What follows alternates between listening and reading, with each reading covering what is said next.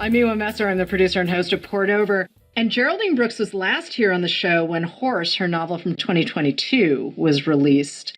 And we had a very long conversation about historical fiction and lots of fun things. And if you want to check out that show, you can find it out on the internet. But more importantly, Geraldine is back to talk about her new memoir. It is a powerful, beautiful book about the death of her husband, the writer Tony Horowitz, also a best-selling author. And I'm really happy to see you, Geraldine, but I feel like I'm treading slightly gently because we are talking about a really powerful story that you were not expecting to write. Absolutely. And it is a hard one to talk about. And honestly, I didn't think that I would do any talking about this book. I wasn't planning on touring for it because it was really a book that I wrote because I had to write it for myself. Really, it was what I did instead of going to a therapist. But then as I sat with the book for a while after I'd finished writing it, I realized it's a book about Tony, and I love talking about Tony. So I decided that I would do a little bit of talking about the book too.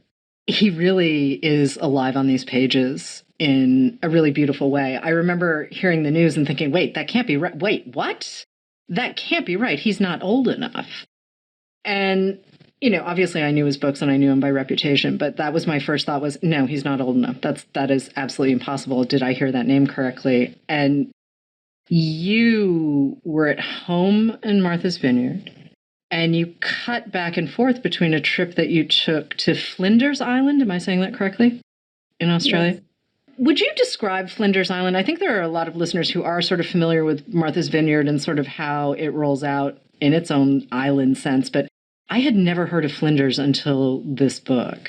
Luckily, very few people have heard of Flinders. It is about as remote as you can get. It is a beautiful island in the Bass Strait, which is the body of water between the southern part of the Australian continent and the island state of Tasmania. And it's part of a string of islands in the Bass Strait that are the remains of what used to be the land bridge connecting Tasmania with the mainland of Australia. But the oceans rose millennia ago, and what you have are these essentially tops of mountain peaks. So Flinders Island is an island of beautiful beaches and these huge granite crags and very few people. It's about the same size as Martha's Vineyard, but it only has 900 permanent residents as the vineyard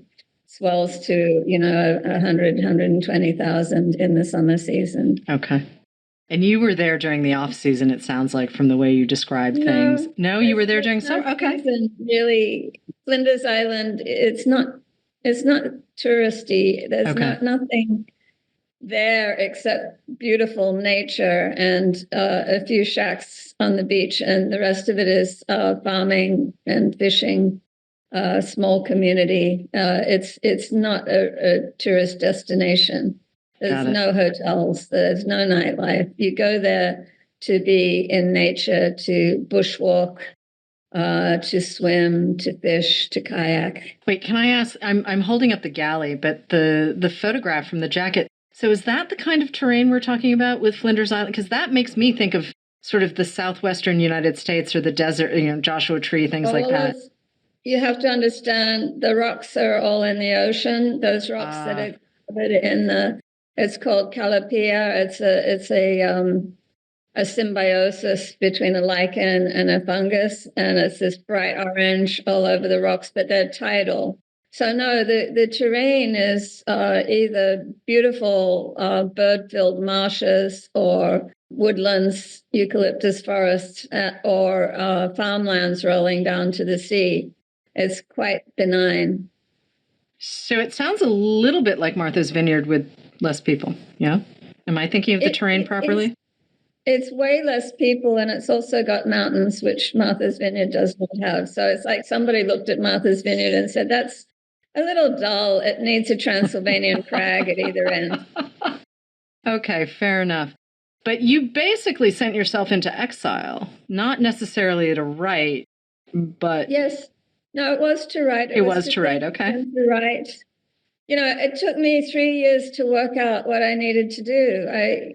Tony's death was so sudden and so unforeseen. It created a cascade of horrible essential things that needed to be done. And I had 2 sons, so I was looking out for them, and I was just trying to keep our life together. And I wasn't right in the head. And 3 years had gone by and I wasn't getting any better. And I thought, I really need to do this work. I really need to go back and relive what happened and allow myself to respond to it in the way that I didn't in the moment, because there were so many other things that I felt I had to do, but that had exacted a price. And I suddenly realized that I'd been acting a role of normalcy for a long time, and I wasn't in the least normal. And so at that point, I decided to take a drastic act and to just absent myself from everything, all my normal stuff, and just go to this shack on the beach and sit with memories of Tony and do what writers do, which is write. And I realized that I should have thought of it earlier, because that's how we figure out what we think. It's how we process emotion. It's life. Writing is life. And I needed to apply the one toolbox I had to work on why I was mentally not well. Well, and I remember when you were back on the show in 22, we talked about how research for you for historical fiction was much more like scaffolding. And you were like, well, I'm building a thing, and I meet these characters in real life, and then I sort of figure out how they fit into the story. And you were a journalist for a long time before you started writing historical fiction. So you've got these two sort of different approaches, right? When you're a journalist, you've got to take yourself out of the story entirely. Mostly, yes. And sort of, yes, with historical fiction as well, but you're bringing your own perspective to whatever this moment is. So there might actually be a little more of you in the fiction than not. But Memoir is an entirely different piece, especially something like this. And I'm wondering if we can just sort of spend some time with the sort of the craft pieces that go into each of the 3 things, because there are going to be people in the world who are like, oh, well, journalism, it's all the same. You're writing words, and the end is a little different. The means is a little different. You are Geraldine is the most consistent piece of the 3 sort of things. So I, started my career as a journalist, and I did that for a decade and a half. And honestly, I loved that work.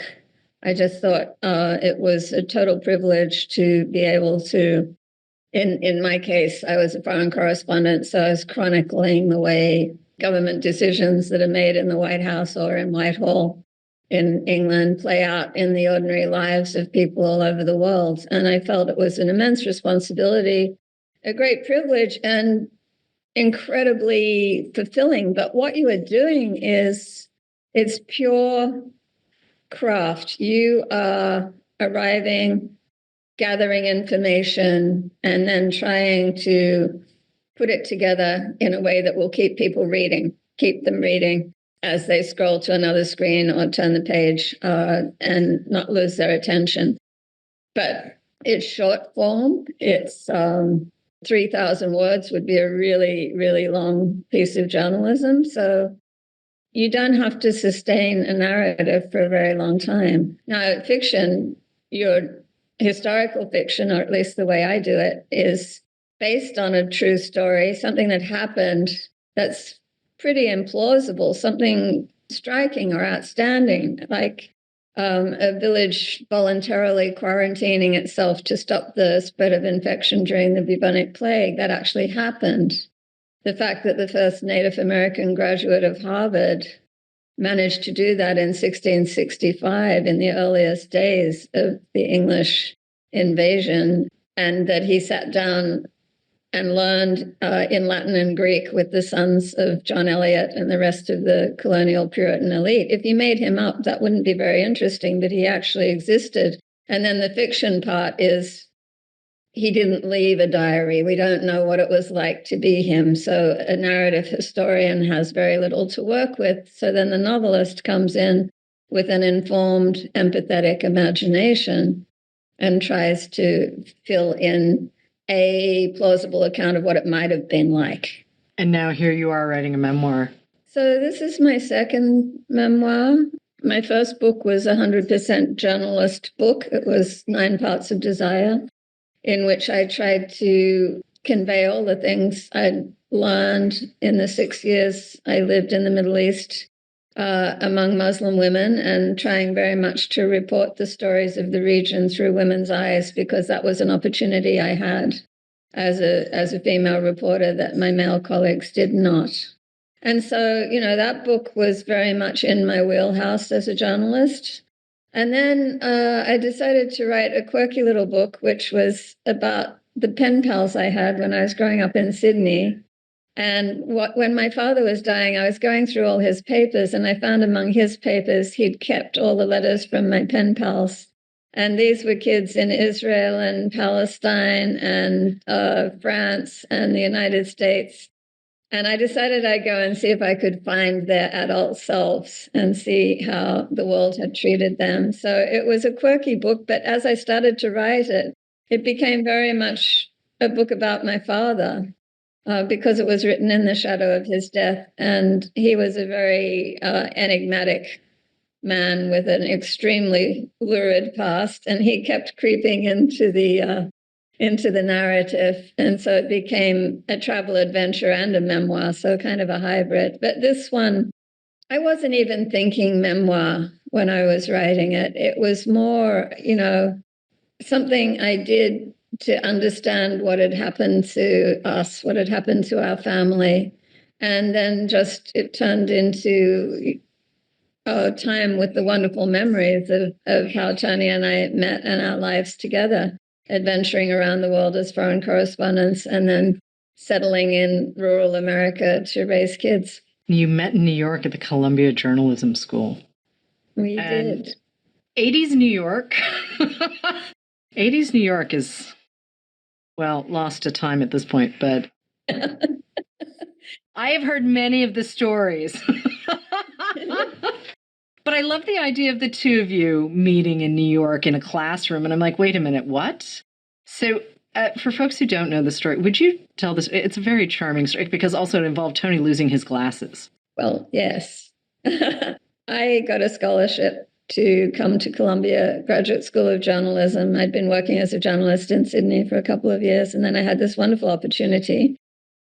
And I did not know Tony, of course, but he was coming to Columbia from his first serious job, which had been as a union organizer in Mississippi, trying to get fair pay for poor Black woodcutters, pulpwood haulers. And he decided that journalism might be a better way to approach social justice issues than getting shot at by logging companies. So he arrived at Columbia, and we met in the first week of class on a balcony on the Upper West Side, fellow students' party. And I thought he was hilarious. He was talking about living in Alphabet City with his brother, which was a pretty rough corner of the city in those days. It hadn't been really gentrified at all. And he'd found that he had to buy his car battery back almost every morning because somebody would steal it, and then he'd have to go to the local chop shop and buy it back. So he learned to take the battery out of his car when he left the car. And I thought that was very funny. So when we had our big all-class seminar a day or so later, I saw this cute blonde guy across the room, and I waved to him, and he didn't wave back. And I thought, well, you and the horse you rode in on. And I didn't think about him again. Until we found ourselves in the second semester in the same business reporting class, because we both decided that we were going to smash capitalism. Anyway, we got to know each other, and as we learned more about each other, I learned that the reason he hadn't waved back that morning in the World Room because he'd been out dancing and celebrating with his brother the night before at Danceteria, and he'd lost his glasses down the toilet, so he couldn't even see me. Danceteria and Tony Horowitz are not necessarily nouns I ever thought I would hear in the same sentence, which is why I asked you to tell that story, because I was laughing so hard as I read that, because obviously I know him as a journalist and I know him as a writer of very sort of serious books that were always very witty, and there was always a lot going on, but at the same time, Danceteria is just not, I did not see that coming until you told that story. And you sort of had a very interesting reporting relationship too. You sort of worked in tandem while you were in the Middle East, and then it sounds like you really did rely on each other as you were working on your books to sort of not necessarily vet, but maybe be a sounding board, because also his research sounds like it was a lot more physical. He was a little more in the field, I feel like. Am I reading that correctly? His life's work became relating the American past to its present. He was fascinated with the rifts in American society that have become only more and more apparent in recent years, but he was really the first one on it, I think. His book, Confederates in the Attic, explored how the issues of the Civil War were really unresolved.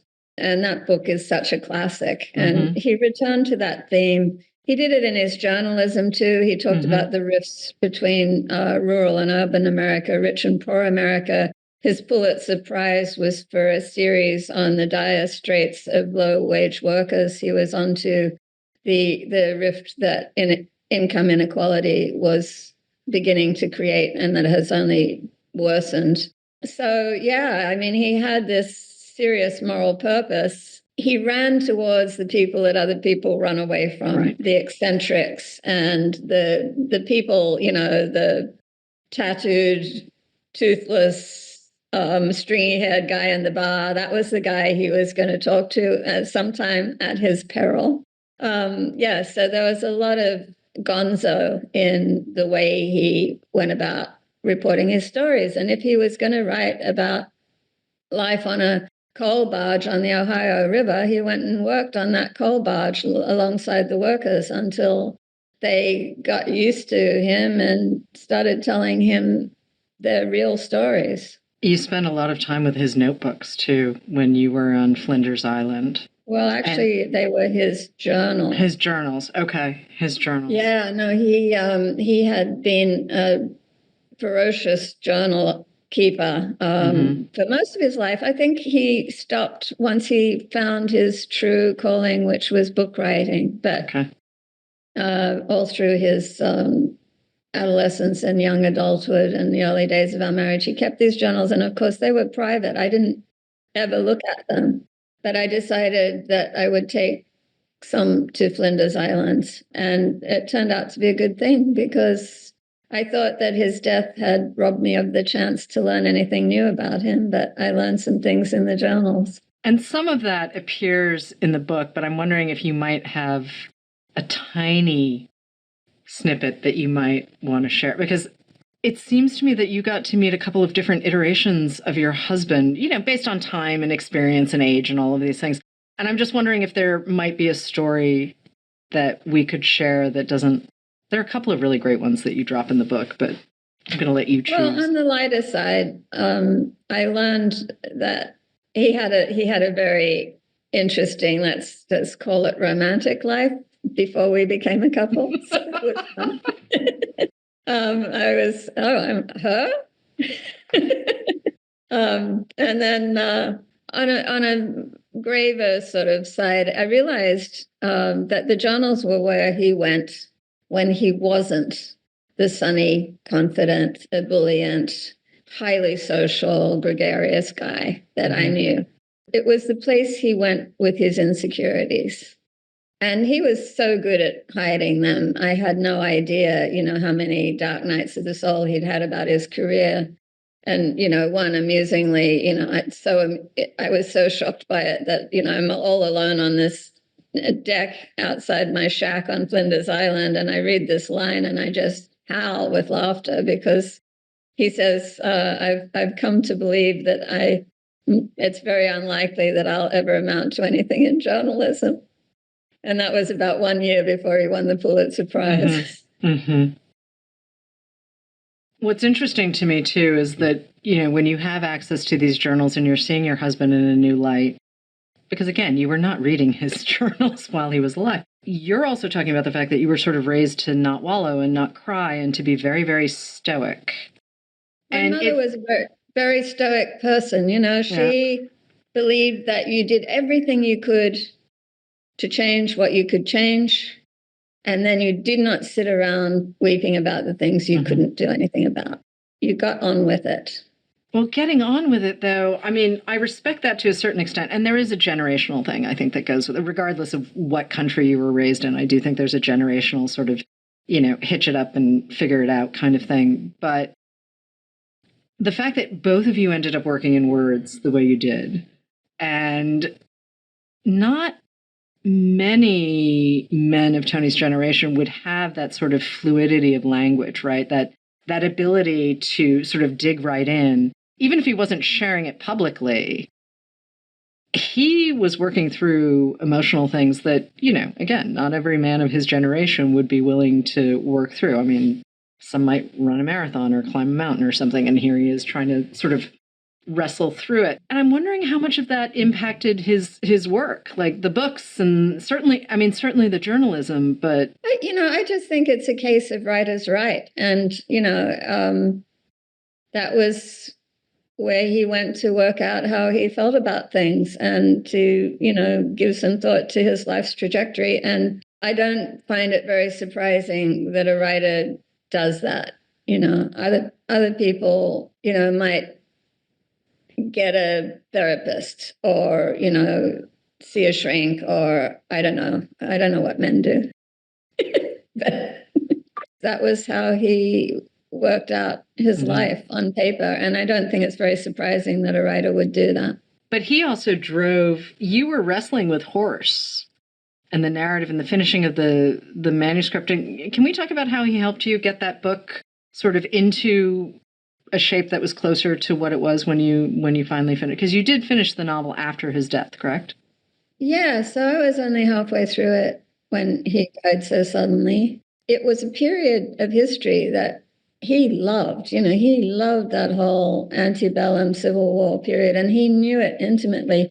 And he was a very talented historian as well as being a journalist. That was what he studied at Brown. And he was basically on track to be an academic historian before journalism and the real world devoted him. And then he managed to marry those two things. But the historian in Tony loved archives, and he was great at archive diving and chatting up archivists and uncovering really wonderful gems. So because this was a period of history that fascinated him so much, when I first heard the story of this great antebellum racehorse, I thought it could possibly be a book for him because the real life characters in it were so rich. And so I had initially just handed the research to him, and he looked at it and found that there were too many unknowns, particularly regarding the Black Horsemen, who was so integral to the horse's success, and their lives just weren't documented like the white owners' lives were. And so there's where,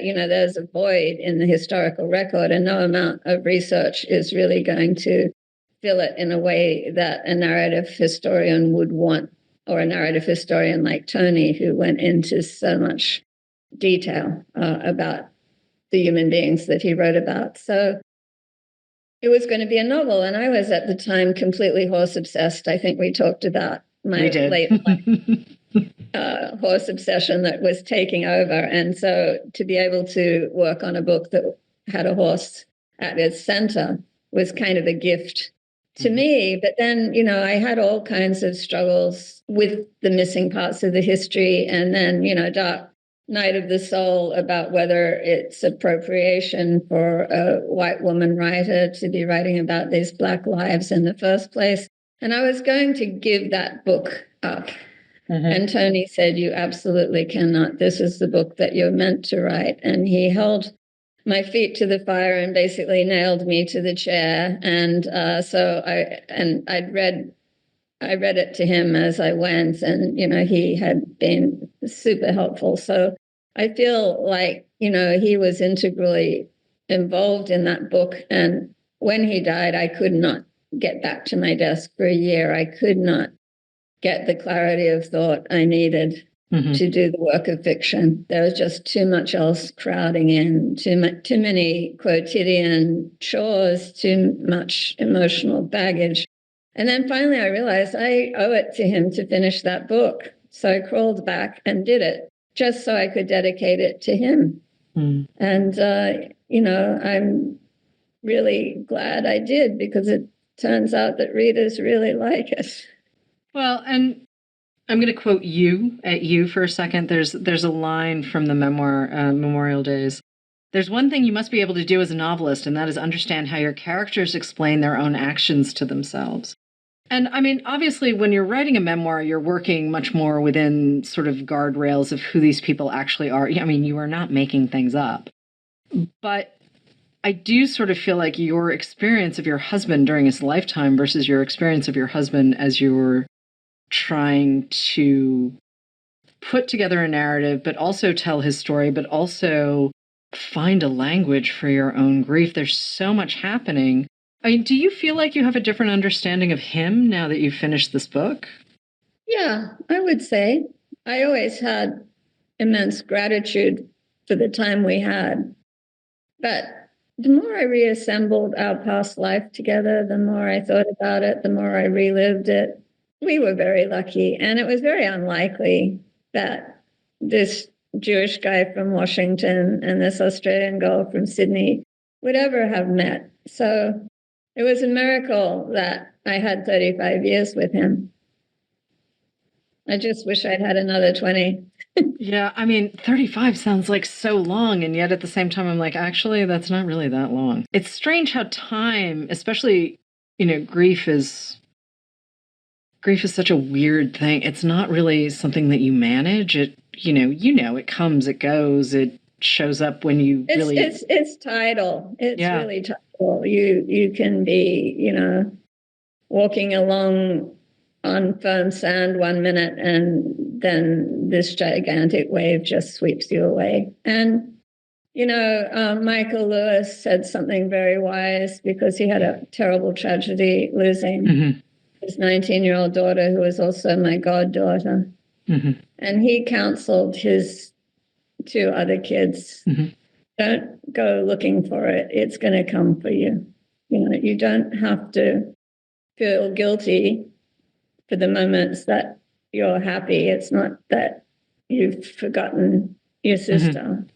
It's there. It's like the shark fin in the corner of your eye, and it'll come for you. And then at some point, there's a day where you sort of realize that you're not walking around feeling like you're actively grieving. It wasn't exactly one day. I just it's more like at the 3-year mark, I realized that I'd been acting normal. I'd been on book tour and interacted with people and told funny stories about my horse obsession. I'd been secretary of the PTO at my youngest son's school.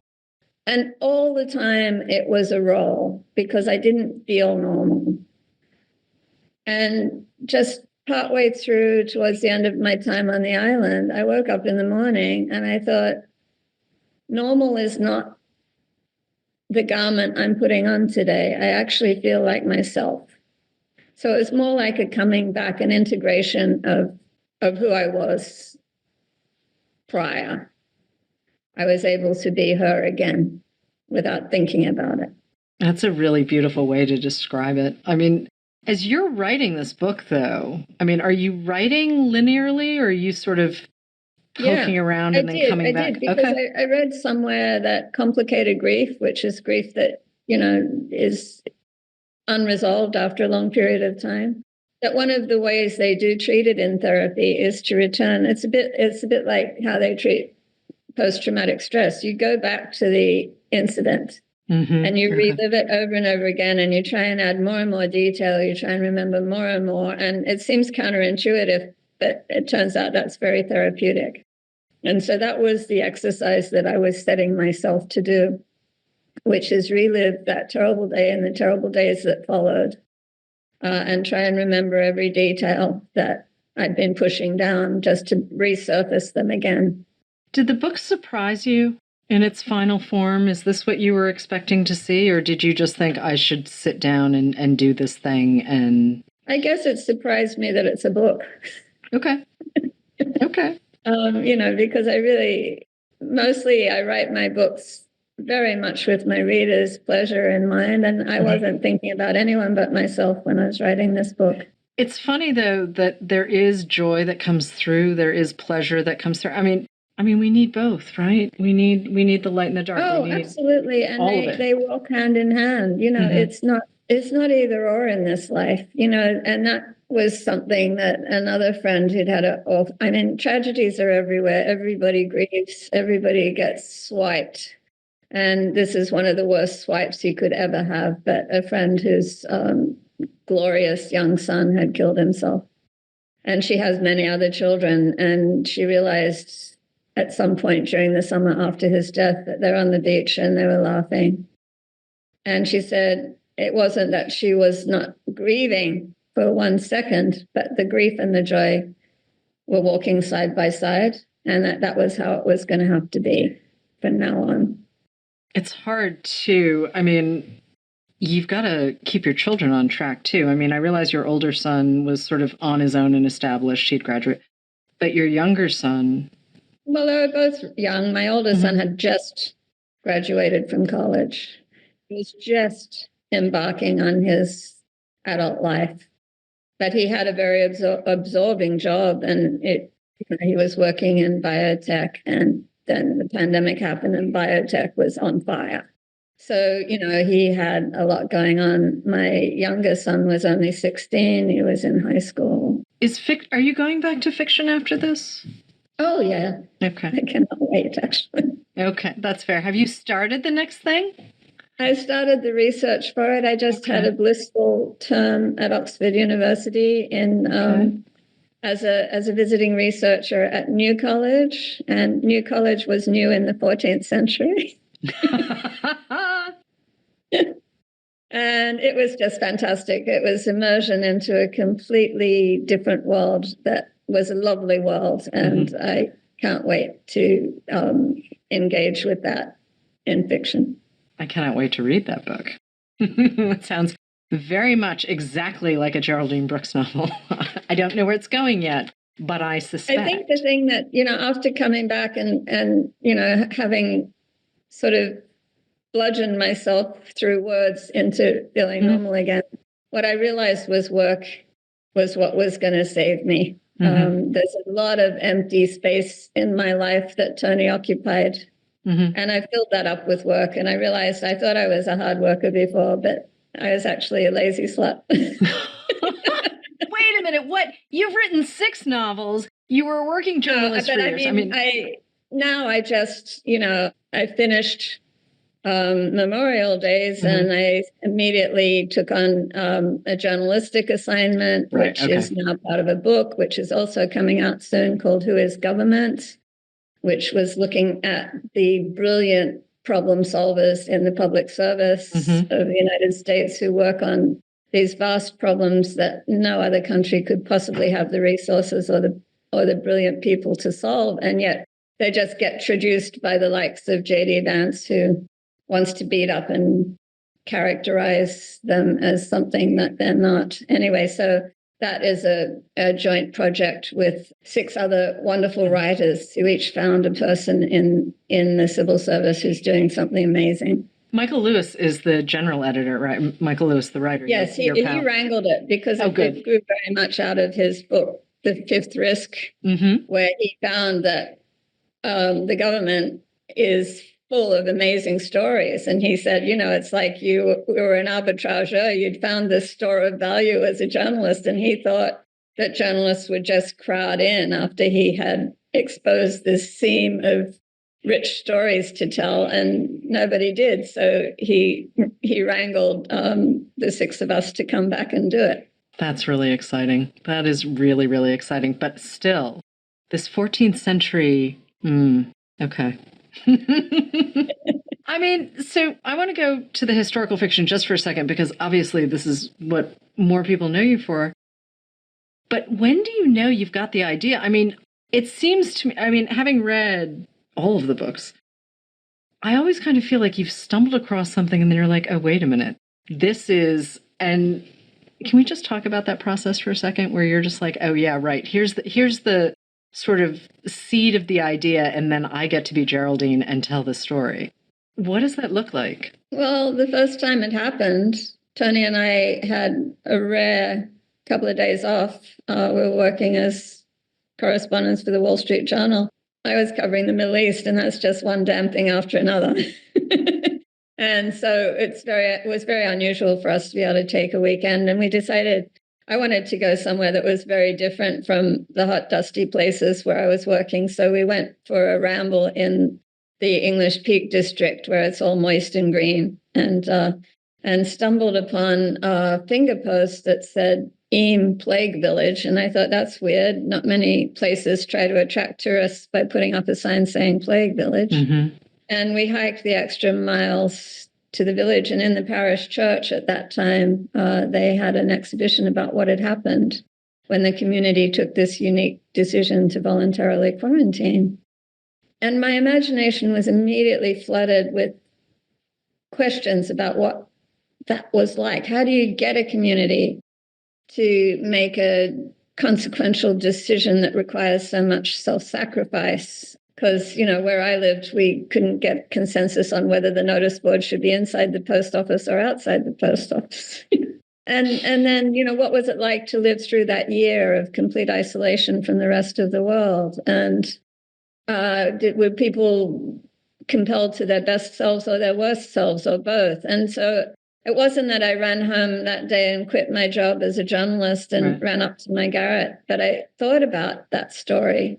And then when we decided to start a family and I couldn't go off on these long open-ended assignments to dangerous places anymore, it was that story that I decided to take the risk and see if I could tell in fiction. And lucky for me, somebody wanted to read it. So it's just gone on like that. You find something on the historical record that is an implausible truth. What Mark Twain said, fiction is obliged to stick to possibilities. Truth isn't. And it's something I've been thinking about a lot as I was prepping for the show, is that, we still don't have a real lexicon for grief. We still haven't figured out how to talk about the pandemic. We still haven't. I'm thinking about the fires in California right now, which are ongoing as you and I tape this. We still don't really have a language for the level of not just physical destruction, but grief that communities are going through. Same for the floods in North Carolina that happened not that long ago. It's been such a challenging set of circumstances, some man-made, some natural.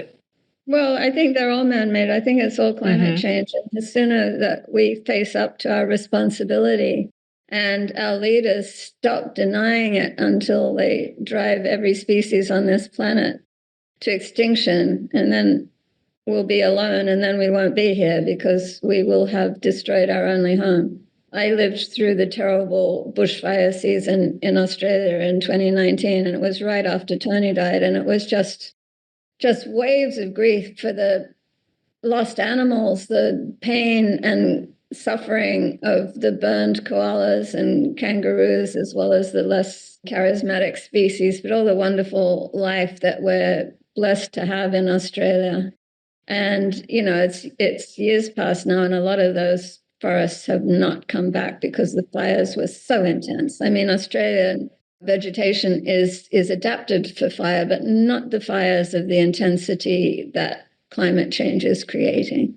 And, it was only a few weeks before the California fires that Prospect Park was up in flames. Yes. And nothing could be weirder than a bushfire in the middle of Brooklyn in fall when it's supposed to be all moist and wet and chilly. We've got to get a grip here. Yeah, we were definitely all in shock when that fire broke out, because I think none of us knew how to process. I mean, it was just beyond the scope of, we've had a couple of earthquakes in New York in recent years. We've had tornadoes a couple of times. And I just, part of me wonders if we can get our hands around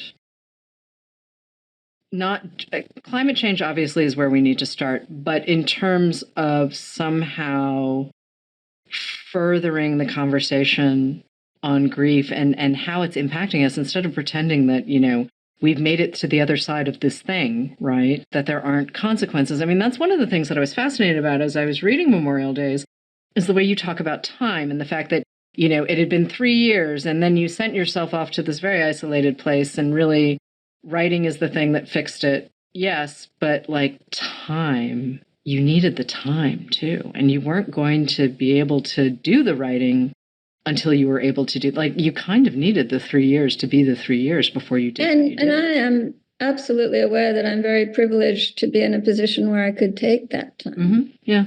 People who are working 2 and 3 jobs to keep food on their table, to educate their kids and pay their medical bills, they can't do that. Right. So, I think we need a softer approach to people who are experiencing loss. And it is the human condition. We're all going to be there. Yeah. Whether it's sudden or long expected, we all are going to lose. Everyone we love is going to die. Right. I think societally we can do a way better job. It's something we've lost in a way because traditional societies are much better at it. I was in Bali recently, and they just have the most beautiful set of rituals around the grieving. And, there's so much support, community support and philosophical support that comes from the belief system. And we have to sort of find whatever the modern secular equivalent of that might be. That really sounds like a beautiful place to end this interview. But before I let you go, is there anything I missed about Memorial Days that you want to share with listeners? Because I feel like you and we had a little chat before we started recording, because there were things we wanted to leave out of our conversation, because I had such pleasure reading Memorial Days. And I don't want that to sound too weird, because it is a book about grief and death, but it's also a book about life and people. It's a love story. I think in the end, I concluded that it's a love story. It is. It is. And it is a joy to read. And I'm excited for people to get their hands on this book. I do think there's a lot in this tiny 200-something page book. This might be your shortest book, right? I think it's shorter than even the Pen Pal book, isn't it?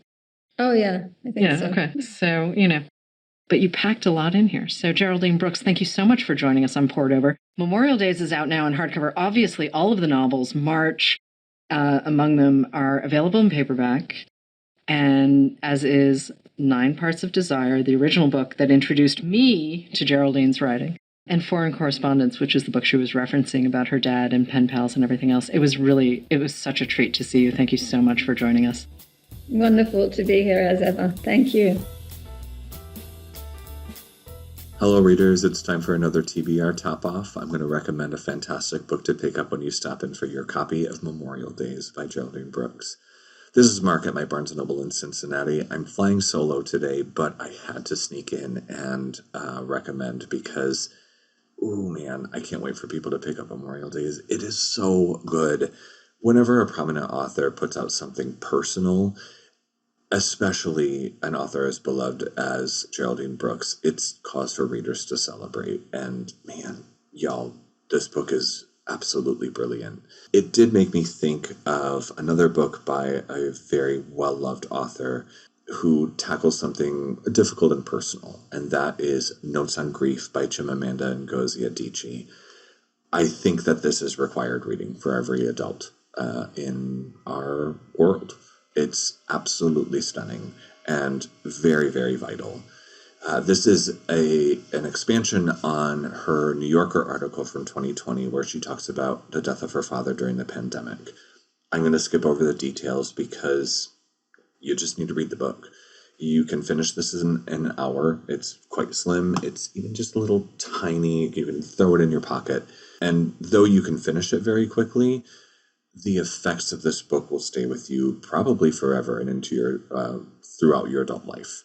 I think that grief can feel and be so solitary, but it really doesn't have to be. And I think that authors like Brooks and Adichie are connecting us to something universal and beautiful and important. And I think that we could all stand to maybe just think about something that's a little tough, or maybe think about talking about something that's a little tough. And I think these authors both give a little bit of a permission slip to do so in all the right ways. So please check out Notes on Grief by Chimamanda Ngozi Adichie. I mean, she's an absolute genius, but I think this might be my favorite thing that she's done. That's it for today. Thanks for tuning in to Poured Over. Please make sure to give us a rating and subscribe so you don't miss anything. You can also follow us on our socials at Barnes & Noble, and you can follow me at my home store at BN Westchester. Thanks for tuning in, and happy reading. Bye. Thank you for listening. Poured Over is a Barnes & Noble production. To help other readers find us, please rate and review the show wherever you listen to podcasts.